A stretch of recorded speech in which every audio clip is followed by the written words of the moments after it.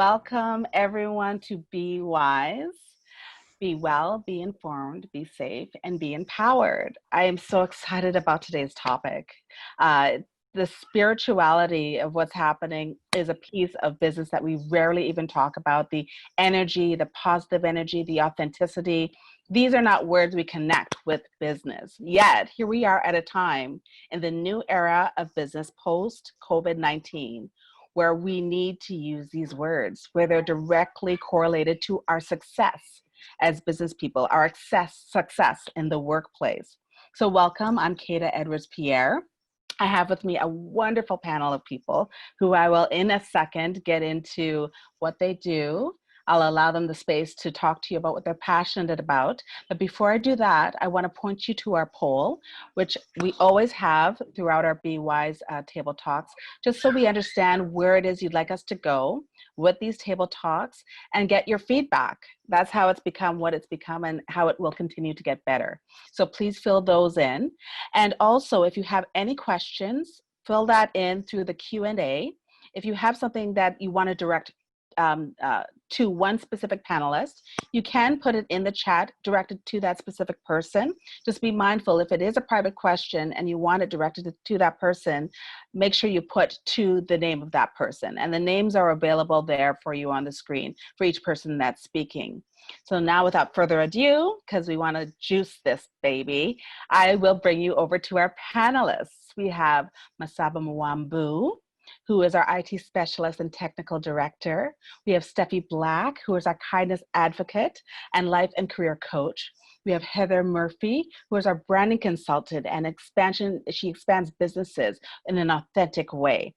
And we have Tony Babcock, who is our improv and acting coach and mindset coach, a life coach. And we have Roxana Radulescu.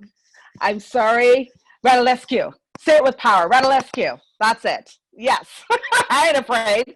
Okay, so she's our team communications strategist and coach. And then we have Ahmed, who is our IT and digital marketing strategist. So when we talk about business, we literally have a group of people who could get you started on one, expand the one that you have, or teach you how to switch from what you're doing to a completely new business all in one room. So if you have questions, I suggest that you write them down as we go through this and feel free to put them in the Q&A. If you want to connect with any one of the people who are our guest speakers today, you can feel free to contact me and I'll put you in touch. So without further ado, we'll start with Ahmed. Can you tell us a little bit about what you're passionate about and what you're bringing into this space to focus on today? Awesome. Thank you, Kata. Super excited to be here. I run a wellness business. I run a wellness marketing business here in Edmonton with my wife. And we have 2 little kids as well, which if you see a little head pop up here, that's probably what that is. And in my business, I help wellness entrepreneurs find clients through digital marketing and by helping them build amazing websites. And so I'm really excited to be here to talk about how you can market your business in this new era of post-COVID times. Perfect. Thank you, Amin.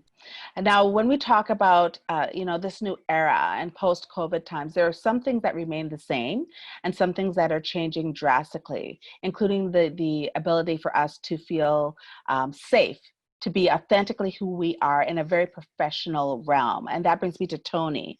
If you would speak a little bit about, when it comes to your level of expertise in the area of being true to yourself, you're pretty high up in that area. So if you could talk about your passion and what you bring into this space on this topic.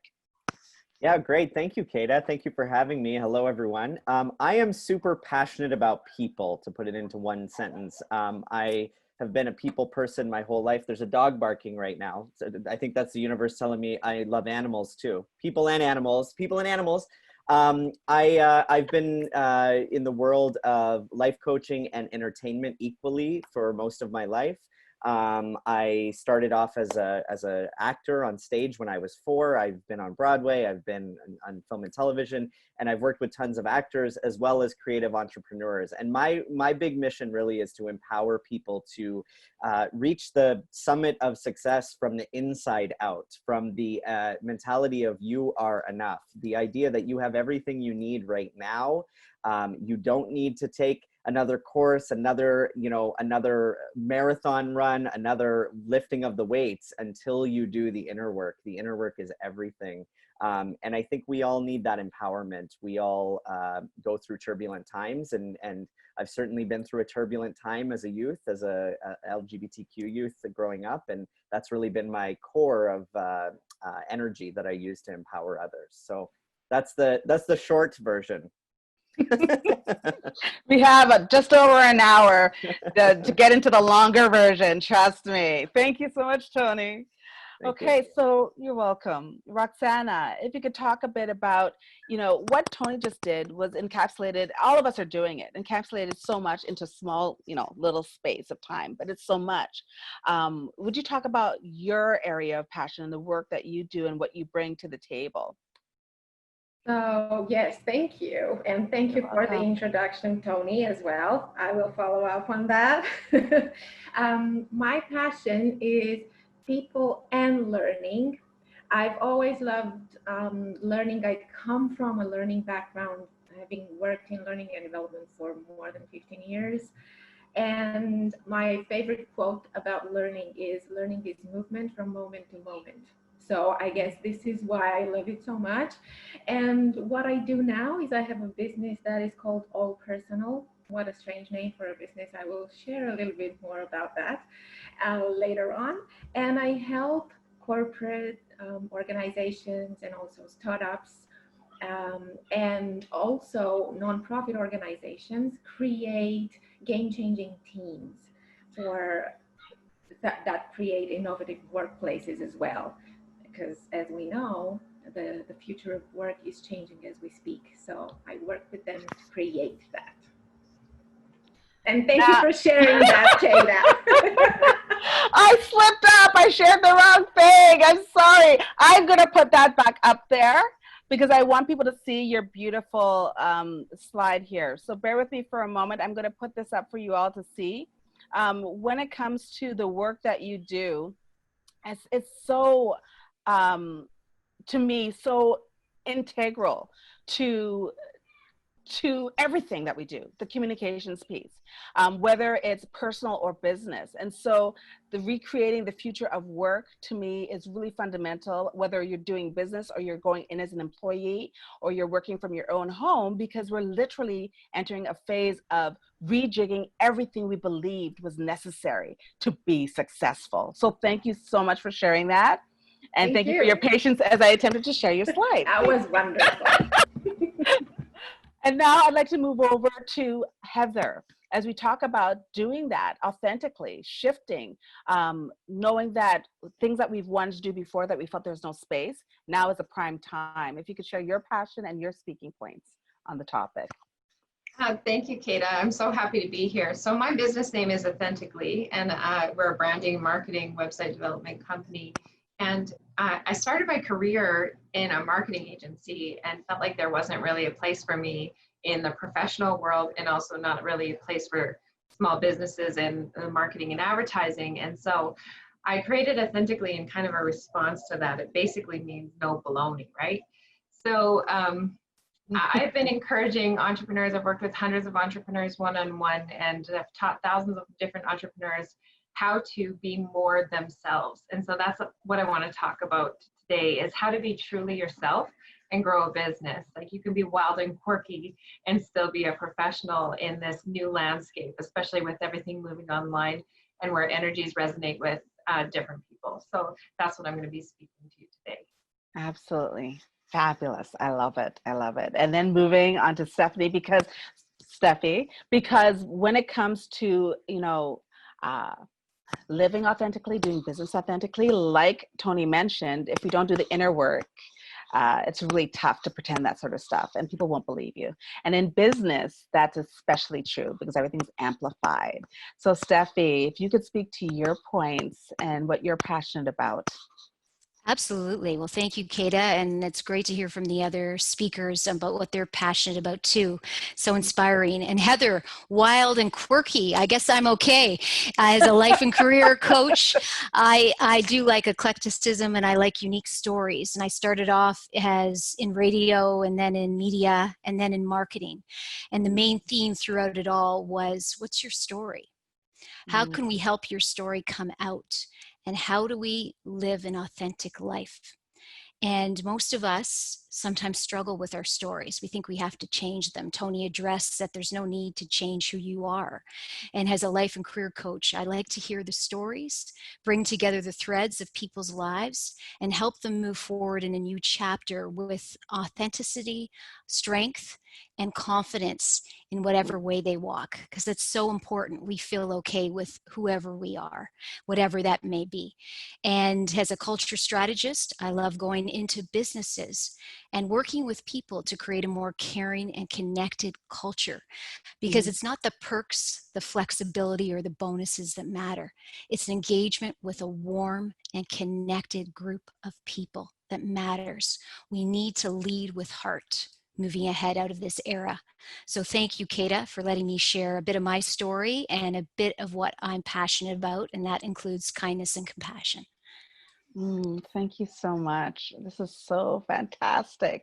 And now we are going to wrap up with the very reason we're able to do this, technology, IT support. Now that we are all doing our stuff online, having an understanding of what we need to do to maintain our devices and what we can do to broadcast ourselves out there is absolutely key. And that brings Masaba, if you wouldn't mind speaking about what is really key for you and your speaking points on the topic today. Well, hello, everyone. Just glad to be here. Interestingly enough, I did not go to school for, when I went through college, I went through for graphics, and that's what I graduated in. And technology wasn't really there. So an interesting story, but I kind of fell into it. And what I know all about technology is basically self-taught. And so, but I guess I was good enough to get a job and move forward from a technical aspect. And I've been doing that for the last 20 plus years, something like that. And one of the things that I enjoy when I'm dealing with issues or solutions is having the person who has asked the question, giving them the tools so that they better understand the solution to the problems that they're getting. And so that's what I'm passionate about. Beautiful, thank you.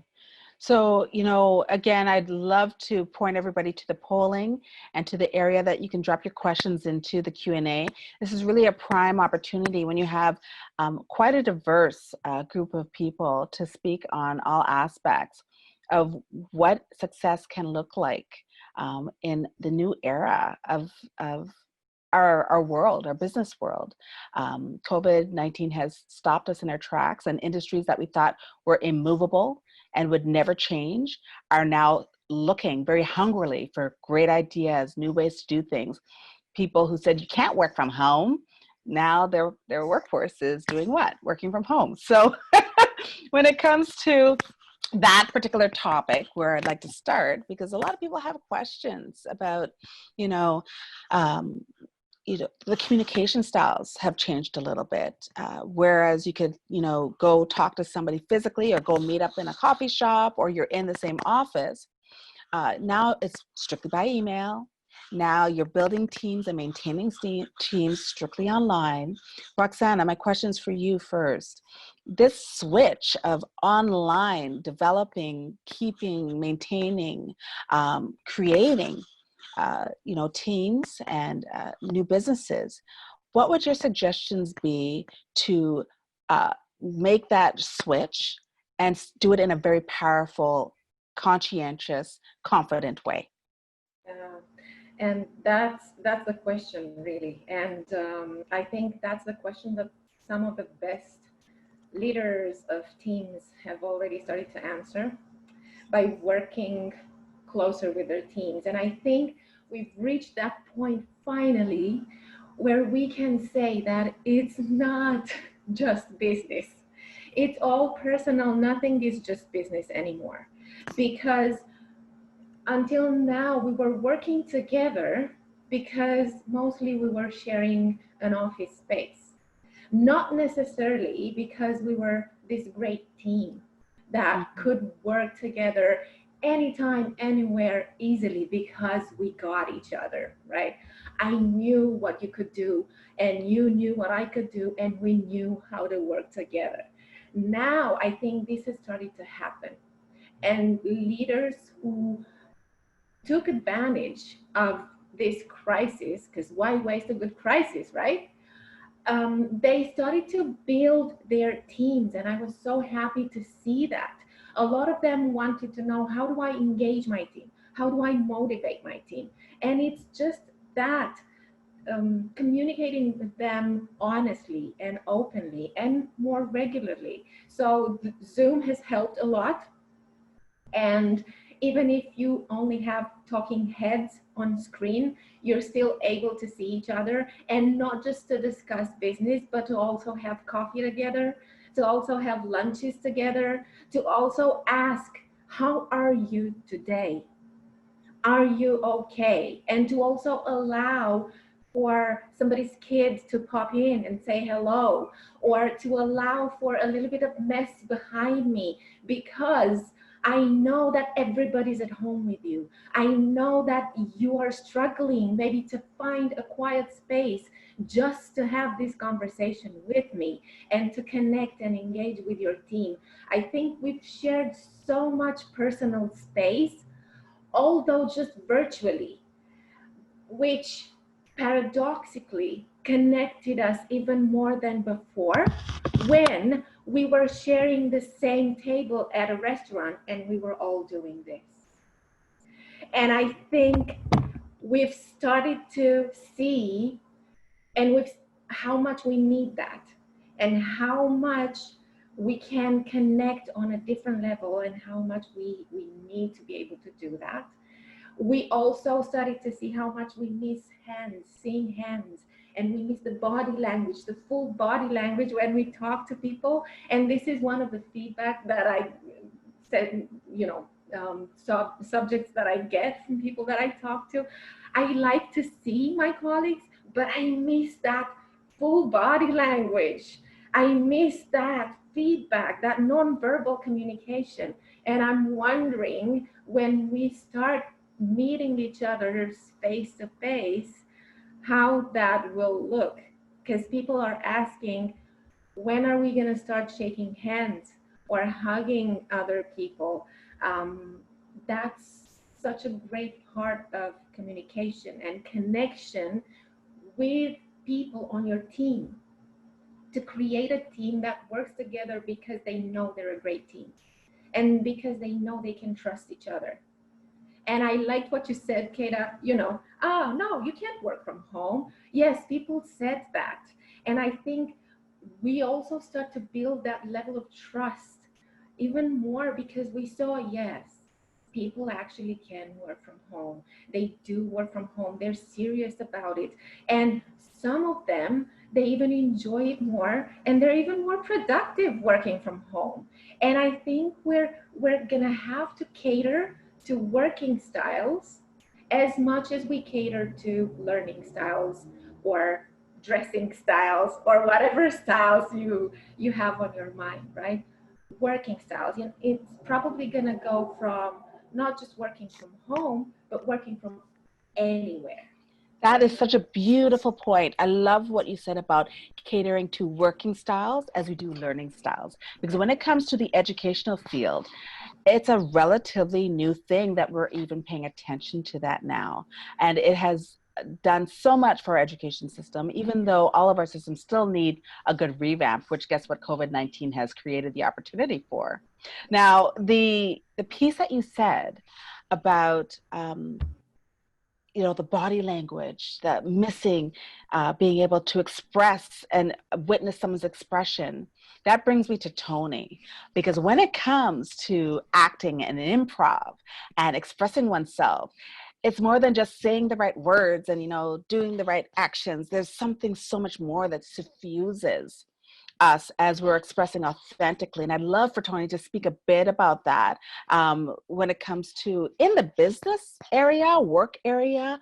What are some of the things that we can look at as tools to express authentically, but not feel like we're crossing the line, right? Because there's still this kind of thing that we got to keep a business. We got to keep it like straight shirt and, you know, proper and rigid. Well, I would start by saying, you know, business, we have to really look at what that word means, right? Business is people, business is relationships, it's feelings, it's exchange, it's trust, it's all of these things that we put into this box, this rigid box, and call business. But, you know, I learned more about entrepreneurship, about being a coach, about being all that from my background as an actor than I did from any of the training I've done through business, because acting really taught me a few really key things. One, the ability to step into someone else's shoes and practice empathy.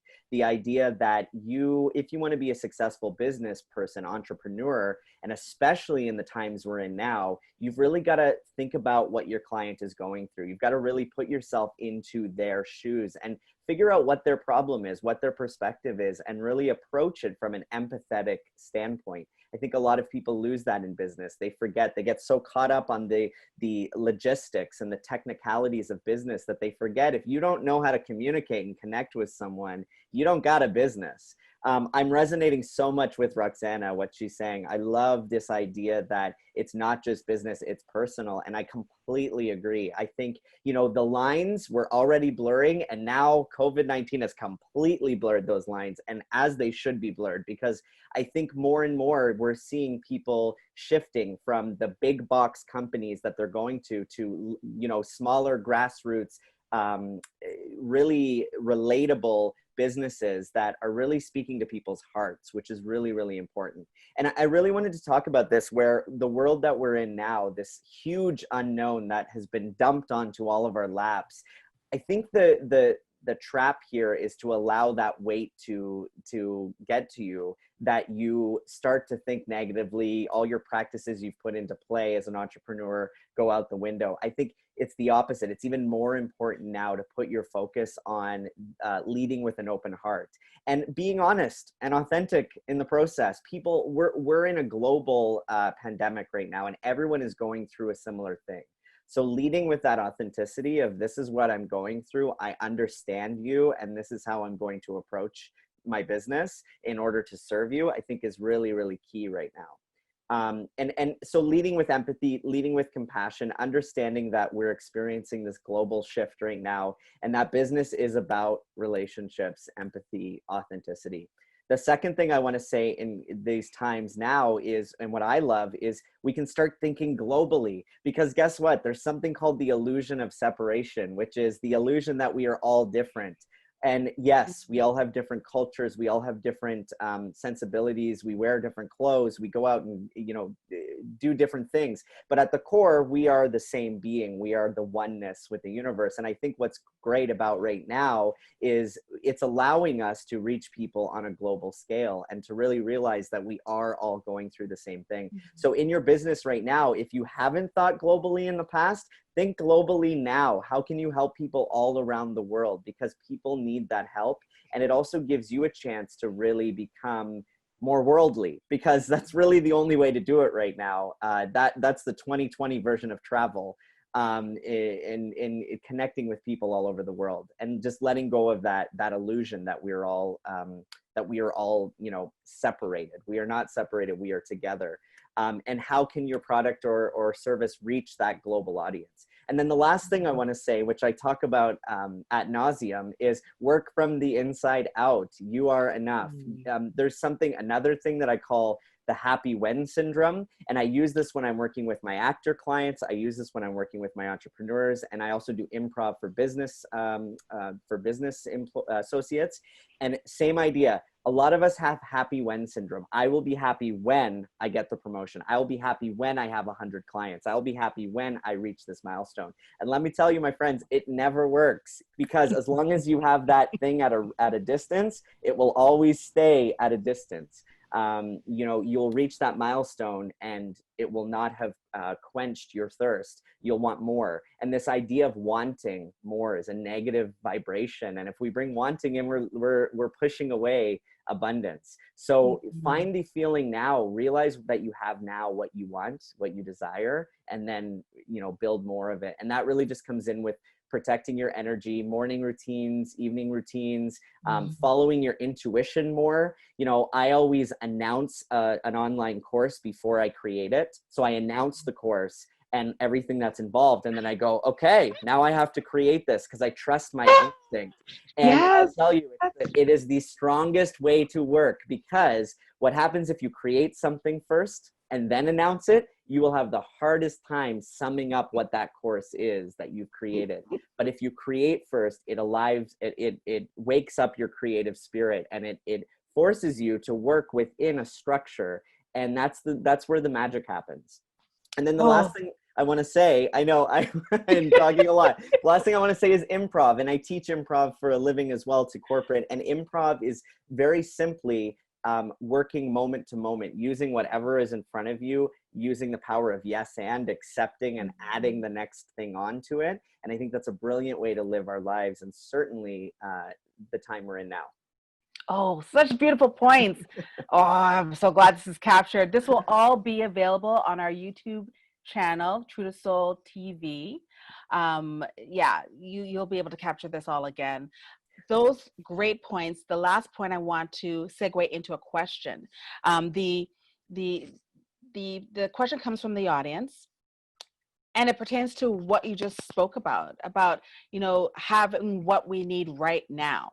Now, here's a valid question. Do you think we have lost the valuable older or more seasoned business owners who might not be able to keep up or adapt with this new social media online business practices due to COVID? So this is something tactile that someone may not feel they have enough, but they may not have the tools or the wherewithal, the comfort level. And I'd like to direct that question to Amin with regards to the use of these tools that were mentioned in the question. That's a great question, because I think a lot of people that aren't 16 right now feel that way with TikTok and Instagram Live, and there's just so many things happening right now that it's left for the kids, right? But it's really not. It's not left for the kids. And so I want the audience to think about one thing, is that these social platforms exist because it allows for you to send your message to different people in different formats. So people forget about podcasts, right? SoundCloud exists. There's YouTube for videos, Instagram for photos. And there's all these different platforms, but they're just the same thing in different methods, in different media. Now, when it comes to keeping up with social media, I don't think that's so much a concern, because there are so many people that are really, really good at this and that do this all the time. So if anybody, I don't have teenagers, but I am sure that when my kids get older, they'll be headphones, cell phones, and whatever other kind of phones you can wear.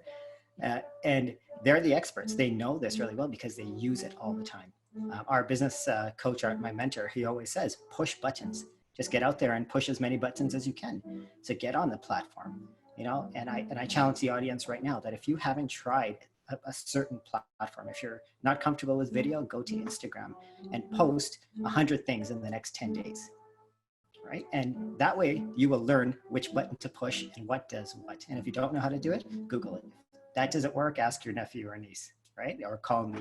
But I would say that it's not so much a concern, because there are other people available that can help you with it. And there's plenty of information out there to be able to learn how to do it. And in the end, just remember that these platforms exist for you to be able to share your knowledge with the world. It's not a hack. It's not tricks to get more people to see you, because that just leads to lower quality and more quantity. So use the platforms, whatever you're comfortable with, to share your message, your unique story. Great. That's great advice. The 100 per every 10 day or for the next 10 days. I think I might take that challenge. I don't know. That's my challenge. I don't know. Follow up. Great question. Thank you for that question from the audience. I'd like to actually segue to Heather on that last point that you spoke about, just, being real in the marketing. Some people may perceive that to not be possible. I admittedly, many years ago, was one person who just believed that they didn't go hand in hand at all until I met certain people, the most recent of which is Heather, for marketing authentically. The question is, how in this new era has marketing really changed, or is it just like a wolf in sheep's clothing? Well, thank you for the question, Kata. And Steffi kind of alluded to marketing always being storytelling, and I really think that great marketing is a conversation. So no matter what medium you're using, if you're using social media, or if you're using billboards, or if you're using articles, in my mind, great marketing should provoke a conversation in your head. So if you've ever been driven by a billboard that's caused you to think, that provokes a conversation. And it really just boils down to connection and how connected you are with your audience and with your target market. So if you want to come across as genuine, care, right? Care about who you're talking to, and really care about what you're trying to get across. So speaking to that gap, if your audience is at point A and wants to be at point B, if you speak to the gap and how you can bring them along to point B, you'll engage an emotional response. And from studying neuroscience, you can understand why that emotional response is so important, because that is the part that motivates the brain to actually take action and to connect with you. And we're all just looking, I spoke a little bit about it last time, we're all just looking for somewhere to belong, and for tribes and cultures and places where we really resonate with. And this is a great opportunity. I have my child walking in here probably to ask for a show, but yes, he is. But this opportunity to be more human allows people to resonate with you on a different level, because we're more connected in a different way, and this desire to hold each other, or desire to be in each other's presence. So I think that's a little bit of a provocation for us in marketing, is to really dig deeper to that connection as we're feeling that missing, to really go there, to really feel that, and to really follow that path so that you can find those deep connections. And then nothing feels phony. There's no room for anything fake if you're being 100% yourself and really caring about who you're speaking to. Thank you so much for that, all these gems. And when marketing is defined in those terms, it's timeless. It doesn't matter that it's a new era. Being authentic is really a timeless thing. What has changed? What has changed is our perception of the value of that in the workplace, in the business. And that brings me to Steffi, because kindness advocacy, what a brilliant moniker, a brilliant way to define oneself in the public sphere, especially when it comes to self-compassion and kindness, which is where it starts. And in this time, like Heather mentioned, we're all seeking some of that. The question is, does that, even now, in light of COVID-19, have a place in business? How does that look in business when you still have dog eat dog, cutthroat people operating? Very good question, Kata, because it's never worked. Do as I do, say as I say has never worked well. It's not sustainable. We lose people to mental health. We lose people to stress and burnout. We lose people for so many reasons, because if you're not leading with heart, you're not listening to your people. When Roxana talked about acknowledging the different working styles, I thought that was brilliant. There's some introverts that are really, really enjoying working from home right now. And wouldn't it be a shame for a business leader not to honor that? if it doesn't hurt their productivity in their business, can't they honor the different working styles? Can't we honor the moms or the dads or the single dads who have children at home and rush to work every day and just, we're exhausted from burnout and dressing up in a suit every day and commuting and coming back? Isn't it time? So if the universe is paused because of many reasons some of us don't even know about, then it's time to listen. And if we can allow more remote working, and that leads to a little bit more of a caring culture, because some people don't have to get dressed up and go into work every day, and maybe they care for an elderly parent or they have young childs. Who are we not to do that? And there's a fantastic book by Mark C. Crowley called Lead from the Heart. And he did a lot of research on the businesses that didn't lead with heart, and the turnover and the loss of productivity and the coldness that wasn't sustainable. Workers and employees and all of us are crying out for heart. We're crying out for a little kindness, a little non-judgment. Because haven't we learned in this time there are no borders, as Tony said? We're not different. Your skin color, your background, your habits, your rituals can be different than mine, but we're all a child of the universe. We deserve kindness. You don't have to understand every human being, but you can empathize with them. And we're such a richer society when we are dealt with kindness. And kindness is not weakness. No, kindness is a powerful warrior for warmth, inclusivity, and accountability. Kindness is telling that, sorry, not nice person that you can't talk to people like that. Kindness is not allowing people to slack off while other people work harder. Look around at your office space. Look around at your business. Where can you show more compassion? And you watch how hard people work for you and with you. Because who doesn't want to work with a leader or a team that has heart?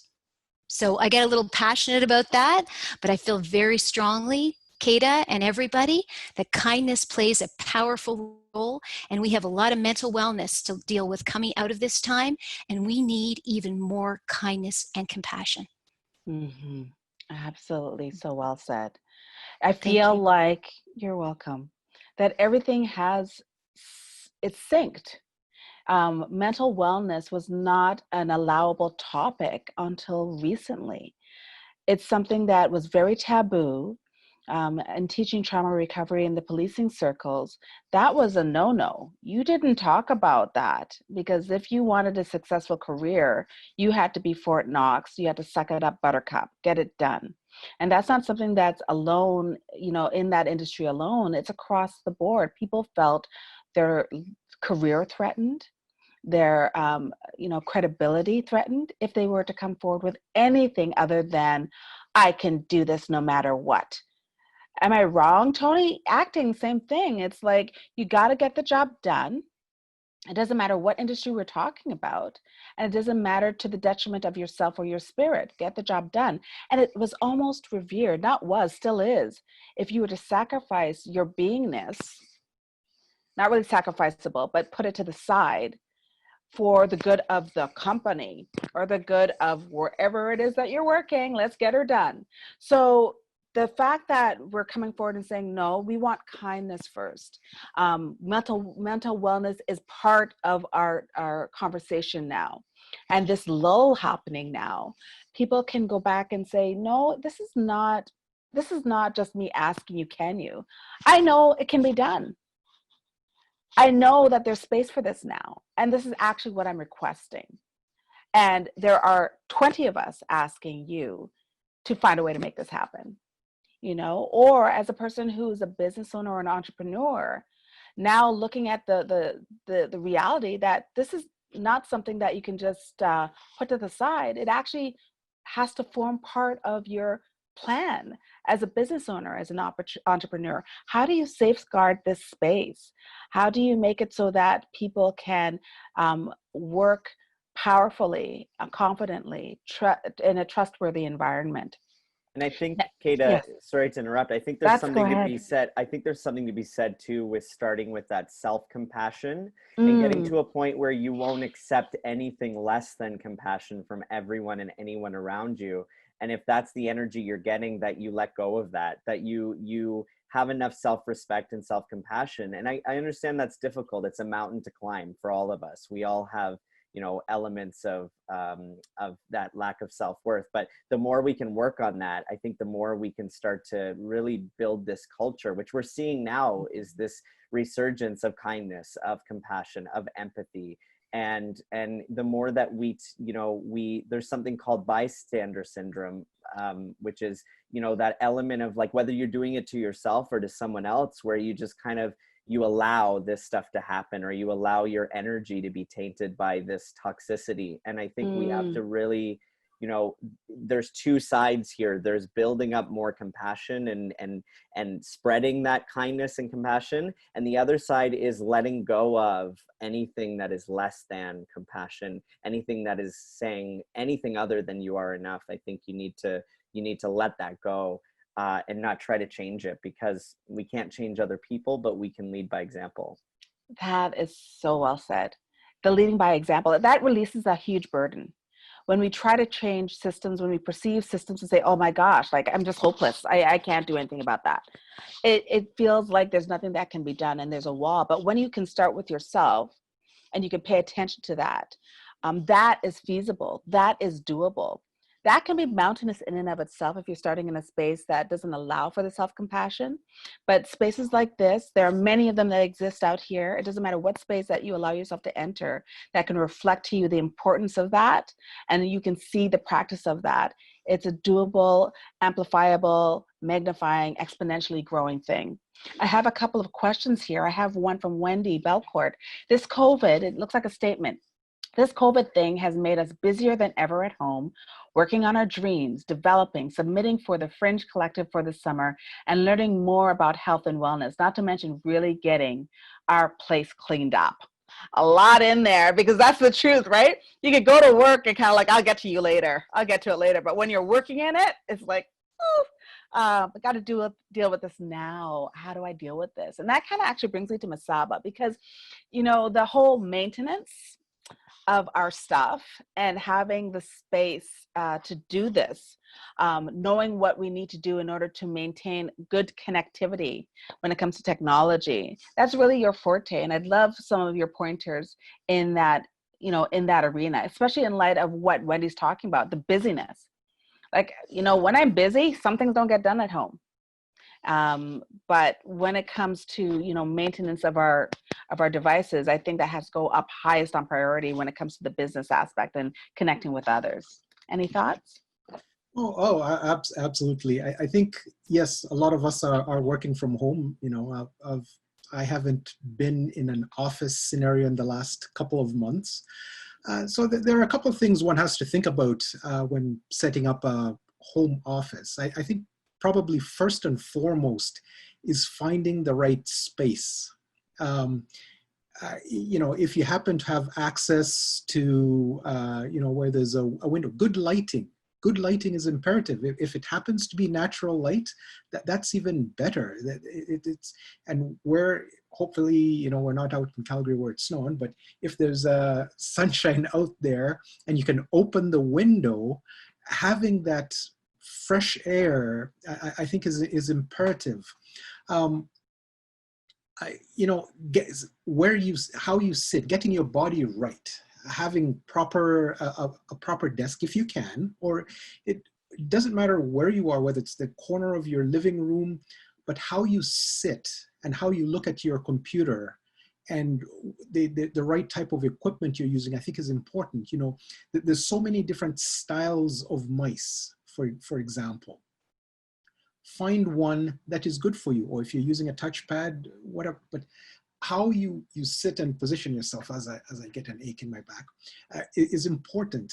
Because at the end of the day, if for example, your shoulders are hurting, then maybe your monitor is not at the right height for you. So, you know, raise it up so it's more eye level. So it's these small little things, you know, that would help us so that, and then, you know, taking breaks every now and then to stretch.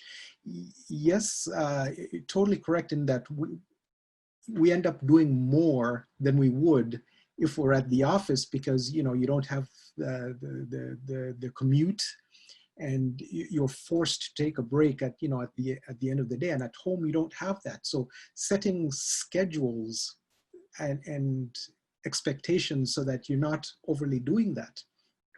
But that being said, you know, you need good connectivity. So, you know, all these different things you can talk more in depth about, but where you set up your router and how you connect to it. And, you know, these days there's everything you buy wants to be connected somehow to your internet. So, you know, you end up being bogged down by things consuming bandwidth that you're unaware of. You know, your smart lights, you know, keep on wanting to update themselves, and, you know, you're in the middle of a meeting and you know, everything starts going fuzzy because, oh, you're downloading something, or the kids are streaming Netflix. So having all of that, you know, everyone is a little bit different, but understanding all that is happening, I think is key, so that those things don't frustrate you. Technology is there to be used, not to frustrate us. So approach it that way. And, you know, just my advice is to break everything down to the simplest thing. Don't overcomplicate it when you first start. Oh, this is not working. So you jump immediately from point A to point Z. Start back at point A, you know, reboot your computer. Maybe, you know, it needed a little break, you know, small things like that. Back to you. Thank you. That was a lot of great stuff. And, you know, sometimes just having things work properly is enough to make the day go better, especially when we're relying on it so heavily now. Just a little wonky things, even a few more seconds or minutes of waiting for stuff can just send you spinning. It's like, oh, I got to do something else. I can't do this anymore. So it's great advice to know some of the maintenance tips just to have things go relatively smoothly and allow ourselves a space to just say, get up and walk away. I think that's one of the beautiful things of what we're walking into now, is that whether it's in our house or we go back to the office as things rebalance again, securing that bubble, that ability to get up and walk away, if it's in the workplace, in the bathroom, in the hall, outside, especially outside, it can be so grounding. It's really key to understand that that's our right. That's our entitlement. Steffi mentioned that, you know, the kindness and compassion, that's something that's a right. So is self-care. We're raised to think differently, but the truth is that's where we have to start. It's like the mask on the plane. We need that in order to be able to operate. And COVID-19 has done that on a global scale. We need to carry that lesson beyond COVID-19 back into what we land on, because it's not going to be the same as before. We're creating a new normal. And that's what these table talks and this one in particular is about, is we are creating a new normal. We're not waiting for someone else to tell us how this is going to be only. We're part of that dialogue. And so those times where we put things and structures together, like, you know, the government and educational systems and justice systems and all of that, health systems. I'm not talking about anarchy here, people. I'm not talking about that. I'm simply talking about waking back up and realizing it's time for us to rejig new systems now. We've evolved to such a level where the ones we created are not fitting us anymore. They're like tight clothes on a little child. Have you ever seen really, really tight clothes on a little child? It's painful to watch because they want to do this and they want to do all these different things and they can't because the clothes are just holding them in the same position. And that's what's happened with the systems, including business, is that we've outgrown them. And now this is our opportunity to be innovative and think to those little seeds that we had in our mind, maybe when we were children or young people, or maybe yesterday that we thought it was impossible. And today it may very well be, if we speak to the right person. We may be able to manifest our dreams. Speaking of which, I have an anonymous person Here, sharing. Before opening my business online, I found it easier to remain real and personal. Actually, I think that was what attracted my customers. How can you remain authentic or true to yourself with your business online when there are so many individuals taking your light to build themselves? I feel I've lost customers to others who have taken so many of my online ideas and made it more attractive, such as lower costs using less healthy material, low paid labor. How do I remain competitive, and keep my positive energy at the same time without losing cost? So I'm going to jump on that quickly and then turn it over to the floor because I see so much percolation going on up in here. And with the 10 minutes we have left, I'm going to give a couple minutes to each person to address that. Now, the one thing I would say is you've heard authenticity as part of the conversation from beginning to end. The reality, the truth, is that greed, avarice, competition that we've suckled on all these years is actually an illusion. And the reason why it's an illusion is that your life experience, your training, who you are, your personality, your inclinations are all yours, uniquely yours, cannot be replicated. So any idea, even if I were to have the same idea as yours, if we both went 100%, they could not ever be the same. And I cannot fully commit to my idea when I'm looking over at you. Now, I've experienced it. I've had people take what I've spoken about when I had no clue and do this with it and then put it out there. It's like, oh, that's mine. And back in the day, it really did concern me. I had a serious issue with it, so much so that I would stifle my ideas. I would suffocate them. I would hold them so close. I wouldn't be able to do the work to get them out there. I want to hide it all the time until I learned that you need to focus on what it is that you're expressing. Money can't be the first concern. And I know that sounds weird because money is our conversation, our communication of exchange here and value of exchange in this world. But the first baby that you need to feed is your idea. And then what happens when you believe in it wholly, you're confident in it, you love your idea, you birth your idea, what happens is it comes. What's necessary to build it comes. It comes in the form of people, human resources. It comes in the form of monetary resources. And you allow it to be loud and proud, and no one can replicate it exactly. I want to turn the floor over to whoever speaks up first on that topic. Heather? Me? Oh, Heather right. beat me to it. All right, Heather, I'm next. I was thinking of you too. I didn't even say anything. My sticky mouse here. I think I need another one, Masala. This is what I'm using. I've definitely had this happen to me too. And, you know, there was a lady in town that was copying all my ideas. She was copying my prices. She was in everything that I was involved in. And I was just waiting for her to dye her hair red, you know? But nobody can be you. Like, nobody has the magic that you have. Just like Kata was saying, there's a wonderful book called Big Magic that talks about ideas going around being whispered to different people, and you can take it or you can not take it. I love that concept. But I would just say stop competing. Like, you can't go forward if you're looking back. Right? So keep pushing forward with your big ideas and stay engaged with who you're talking to, and stop looking around at all these other people who are copying you. They say that's flattery. It feels annoying, but don't let your ego get in the way of the work that you're doing, because there are so many clients out there, and opening it up to the online space takes you out of your community and into a higher market and a much larger market. So the more yourself you are, the more you'll attract the right people. That's what I think about that. Nice. I think that's awesome. And I want to add to that as well, is that there's a saying that where your attention goes, your energy flows. And so if you're putting your attention on your competition or on your lack or on money, exactly, Tony, right? That's where your energy is going. So it's difficult, but I would say try to, become, I think it's Abraham Hicks, right? In their book, the Asking is Given. And she talks about, you don't have to have the best feeling thoughts, just have a better feeling thought. Don't try to go from here to, way up here, just go from here to here. So if you're really pissed, be just a little bit less angry, right? and work your way up on that. The other thing I want to say as well, two other things actually really quick, is that I've been working on myself in terms of this feeling of anxiety of what's going to happen next or waiting for COVID to finish. And I came across this saying, it's no hurry, no pause.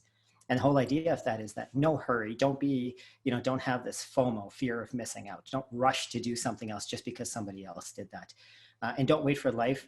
And the no pause portion is that you don't wait for life to happen to you, and don't just sit back and be a spectator, but instead be the pilot of your jet, right? Like you can move fast if you push that button. So no hurry, no pause. I liked it so much that I actually had a water bottle made and it says no hurry, no pause on it. So every time I take a sip, it reminds me not to hurry, especially when I'm drinking, and not to pause. The last thing, and this is more tactical advice for the person that asked that question, is live by, and I think every business can go off of this, is live with the philosophy that you will out teach your competition. And if you always strive to teach, there is no limit. It's not like you're going to give it away, but if you strive to teach, and the example that they had given was about the lower cost and less healthy materials, you could teach why paying less and getting a lower, less healthy material. I'm not exactly sure the context, but let's say it's, plastic water bottles that are not good for you versus using tin water bottles or using metal water bottles. If you teach the reason why your cost is higher, but the product is better and better for you, you win. And that's how you earn trust. That's such a juicy point. It's such a juicy point because it's riddled with the energy, with the intention. When our intention is to do things to compete with other people. We've seen it in politics, right? Platforms that are built strictly on, I'm not doing what he's doing. I'm not doing what she's doing. Oh, look what they're doing. And we look at them and they're empty.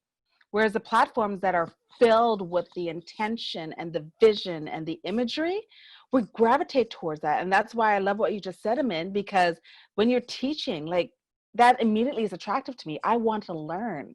I want to absorb. That's why people are even here. We're waiting to get from each other. I love that. And thank you for that question. It was a great question and something that is ever present, especially in the old paradigm of business with the greed and the avarice and the competition, to always be concerned about people stealing ideas and that sort of thing. So I love what you guys have put forward so far. Any other thoughts on that particular question? Sorry, Steffi, just 1 minute. There's a response. It's thank you in caps with 5 exclamation points. That was amazingly helpful. You have put me at ease with your words. I feel like a new path of thinking has opened up. I was very anxious. Thank you, guys. Thank you for that feedback. That's great. Steffi. I was just going to ask Amin and Heather how they find the biggest return on investment. Mine was more a practical business question. If this person's taken it online, what do you feel the biggest activities to return on investment are online from offline? It's more a practical, tactile question. I think really consistency, and like Amin was saying, teaching.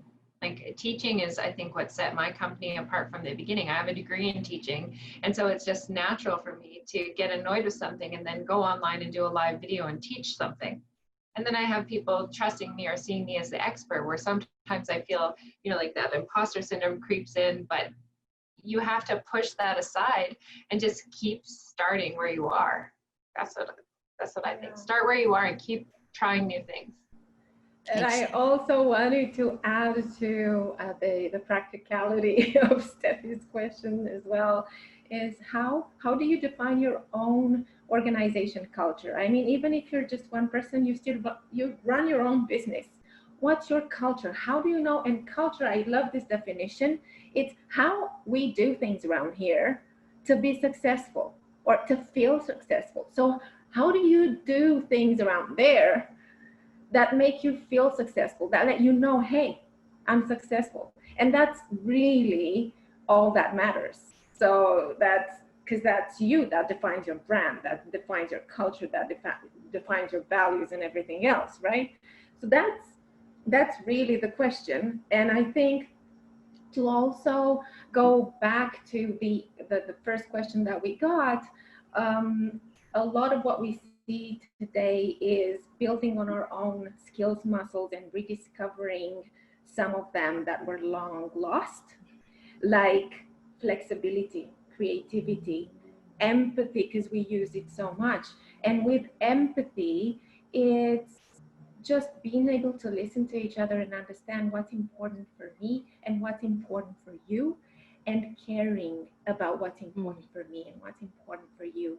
It doesn't have to become important for me as well, but I think just understanding that that's important for you, that will allow me to move forward in my business as well, right? Because I will care about what's important for my customers, for my clients, and I will start to understand maybe it's not important for me now, but for them it is. So I want to know that, right?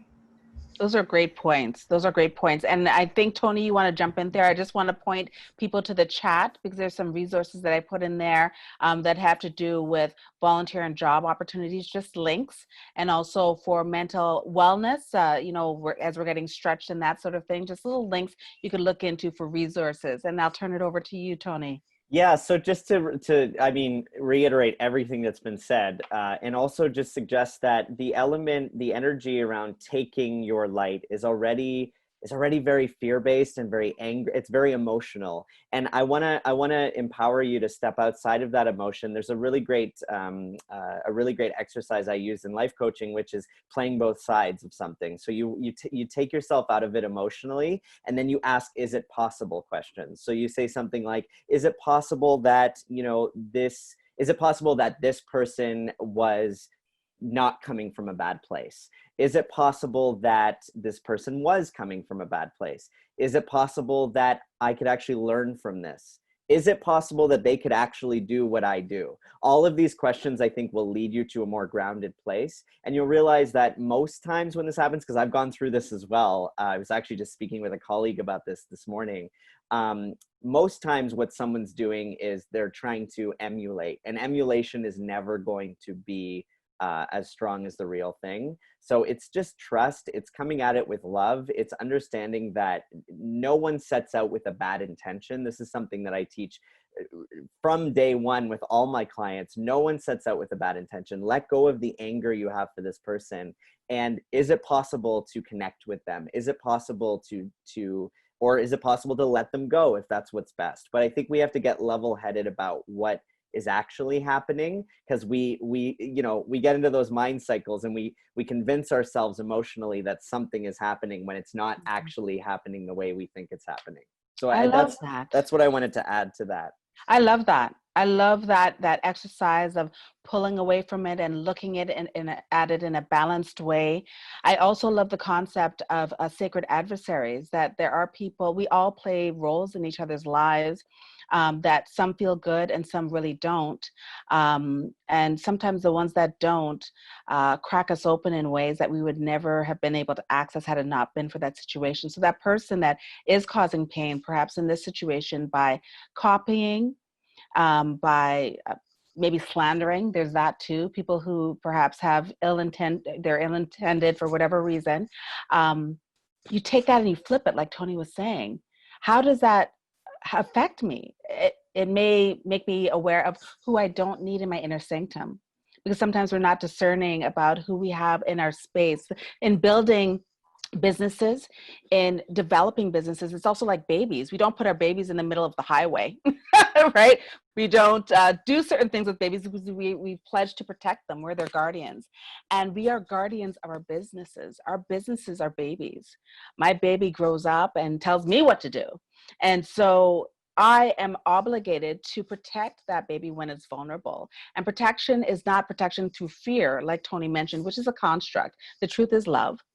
The protection comes out of understanding who needs to be in the space with me as I develop this. Some people who are supportive in their words and their action, people who see the brilliance of the idea before it's even taken shape, before it's even tactile. They'll say, "I believe you. I believe in you. I see it. I feel it." People who just love you. They have no idea what you're talking about. They have no interest in what you're doing, but they love you. These are people to have in the inner sanctum as we're creating this beautiful space for this business idea or maintaining the business idea. The people that we may want to say, you know what, you kind of got to go to the outer sanctum, or maybe you need to leave the building. I think you need to leave the building. Or the people who are, you know, the bumbly mumblies, I call them bumbly mumblies. They're always looking for something wrong. They're under the guise of helping you. They may say, you know, but is that really going to work though?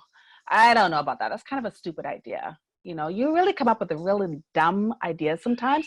Those are people that maybe need to leave the building.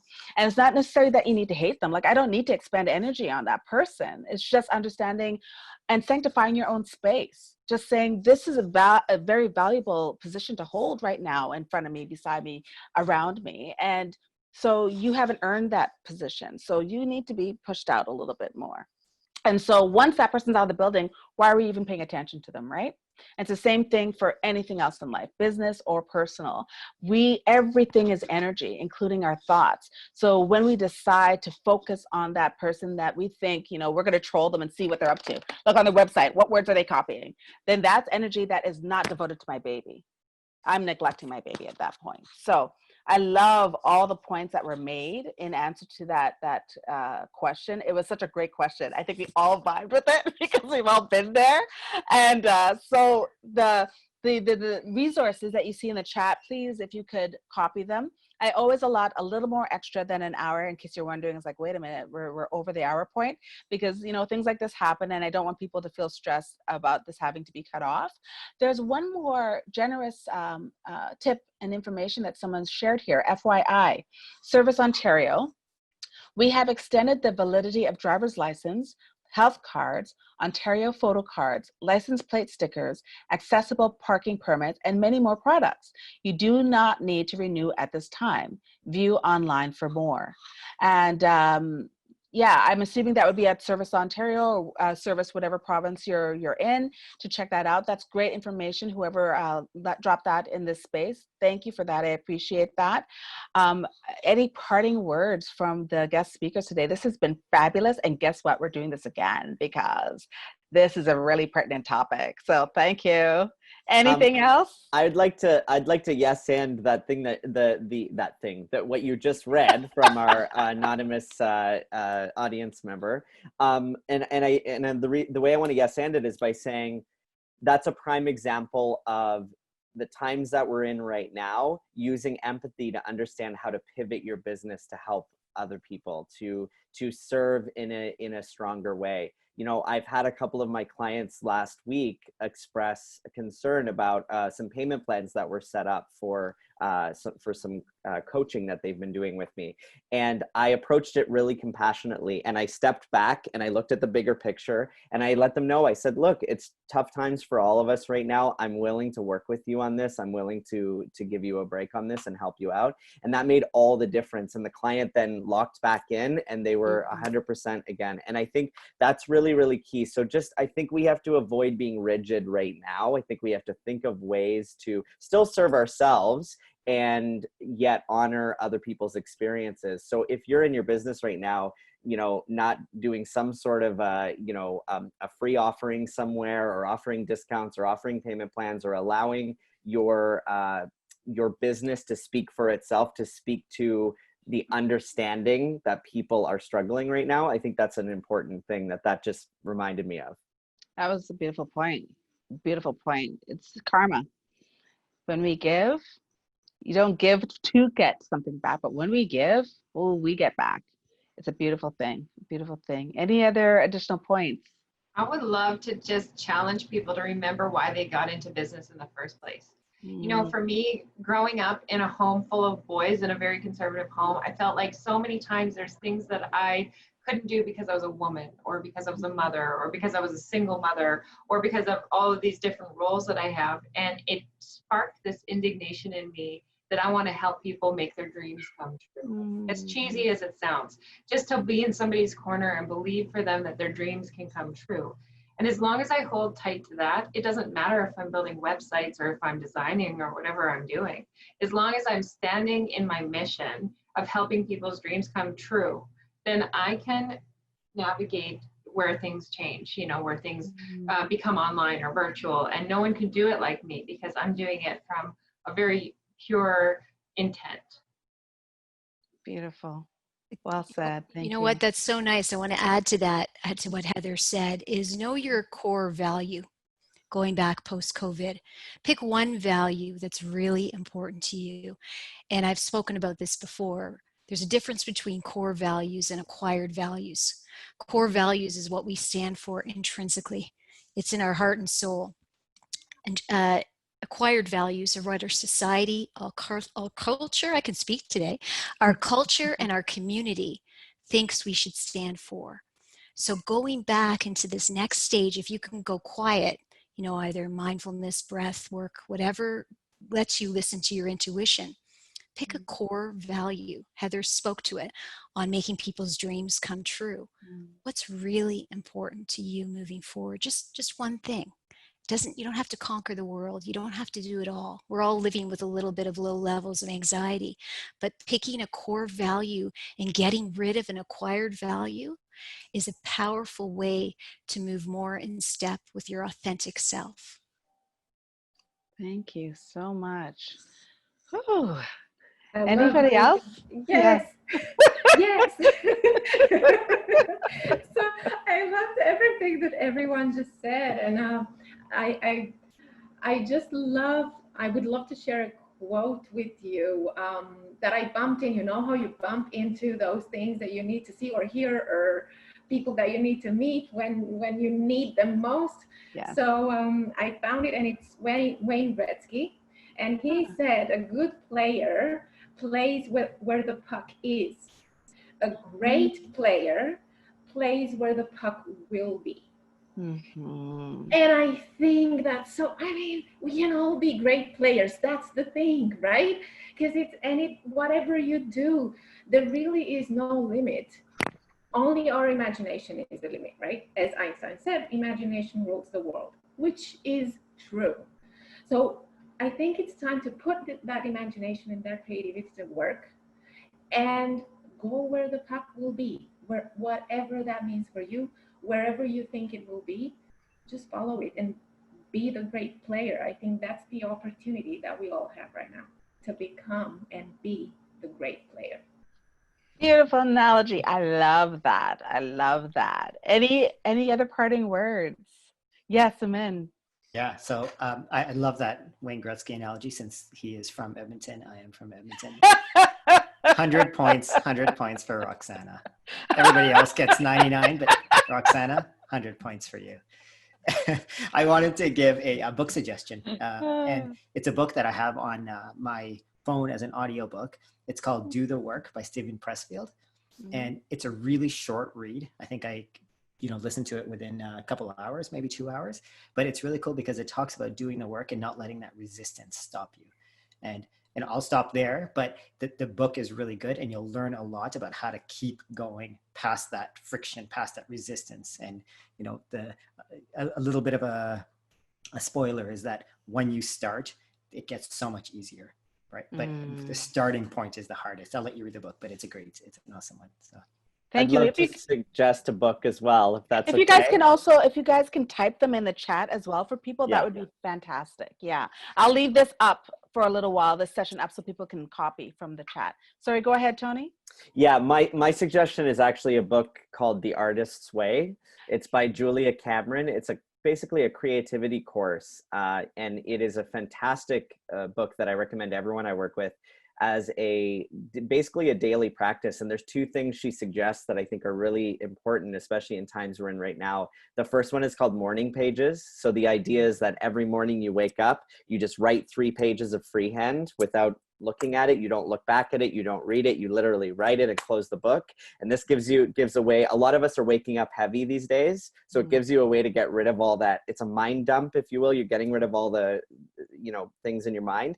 The second thing is called an artist date. And an artist date is where you take yourself on a date. And I think right now that could be a walk around your neighborhood. Right now that could be a tanning in your backyard. It could be, a drive somewhere. But I think it's really important that we employ these two things because we really need to come back to ourselves.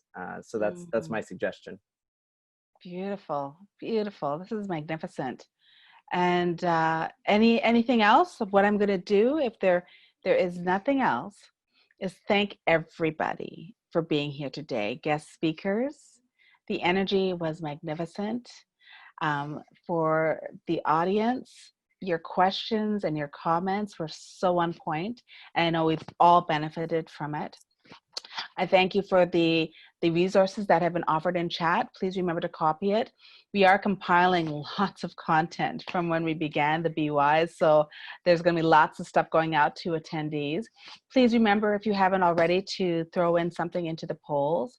And when you're leaving, you'll be asked about feedback. Please feel free to throw in some feedback, regardless of what it is, as long as it's submitted with good intentions.